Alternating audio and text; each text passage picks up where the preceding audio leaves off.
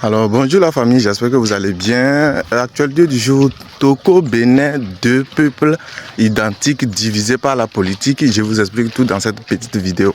Alors pour savoir de quoi il est question, je vous en prie de rester du début jusqu'à la fin avec moi dans cette vidéo, comprendre les raisons pour lesquelles j'ai dit le Togo et le Bénin sont un seul peuple en réalité, mais divisés par la politique. Vous allez tout comprendre dans cette vidéo, c'est parti.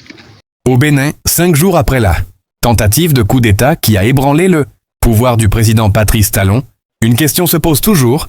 Où se trouve le meneur de ce putsch manqué?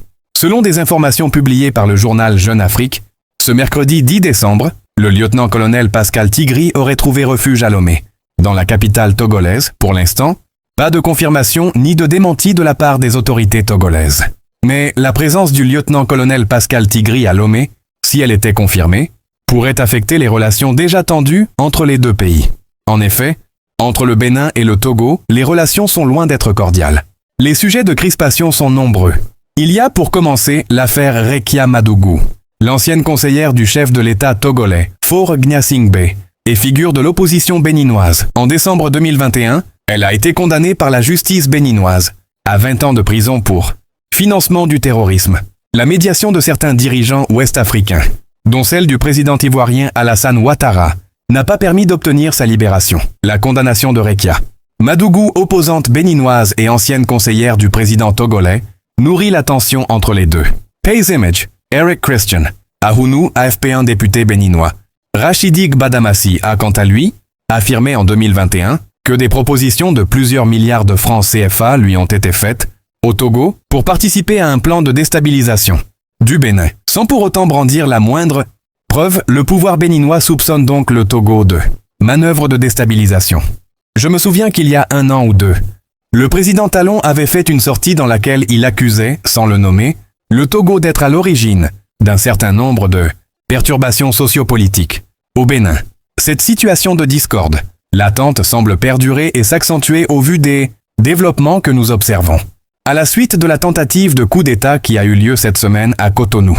Expliquait David Dossé, une des figures de la société civile togolaise. Autre motif de crispation, l'enlèvement à Lomé, en août 2024, du cyberactiviste Steve Amoussou, connu sous le pseudonyme de Frère Unvi. Enlevé et conduit ensuite à Cotonou. Tout comme lui, plusieurs opposants, journalistes et activistes, critiques du pouvoir béninois, ont trouvé refuge au Togo. Le Bénin soupçonne régulièrement le pouvoir togolais de déstabilisation image, Benin TV. Reuters Enfin, il existe un désaccord flagrant entre Cotonou et Lomé sur la gestion de la crise avec l'Alliance des États du Sahel, AES. Alors que le Togo se montre conciliant et s'est rapproché de ces pays, le Bénin a adopté une posture plus ferme, se montrant même favorable à une intervention de la CEDEAO contre les militaires qui venaient de renverser le président Mohamed Bazoum. En juillet 2023, au Niger, Paul Amegakpo, qui dirige l'Institut Tamberma pour la gouvernance, regrette la crispation des relations entre les deux pays. L'ensemble de ces faits montre que les deux pays ne développent pas une relation de bon voisinage, de fraternité, d'amitié, au sommet de l'État, nonobstant les proximités entre les peuples béninois et togolais qui partagent plusieurs réalités sociologiques, culturelles et même anthropologiques, avec des ethnies qui se trouvent de part et d'autre de la frontière qui sépare le Togo et le Bénin. Depuis l'accession du président Patrice Talon au pouvoir en 2016, rares sont les occasions où l'on trouve les deux dirigeants des deux pays ensemble, dans des relations diplomatiques et de bon voisinage, explique l'expert. La présence supposée du lieutenant-colonel Pascal Tigri dans la capitale togolaise va sans doute aggraver la crispation entre les deux pays. Jusque-là, pas de réaction de la part des autorités togolaises sur cette présence. Un silence qui s'assimile à un embarras, selon une source jointe par la DW.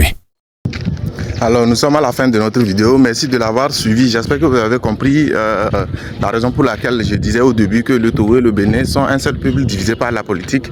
J'espère que la vidéo vous a plu. N'oubliez pas de vous abonner, de liker la vidéo, de partager la vidéo et on se rattrape la prochaine fois pour une nouvelle vidéo. Merci.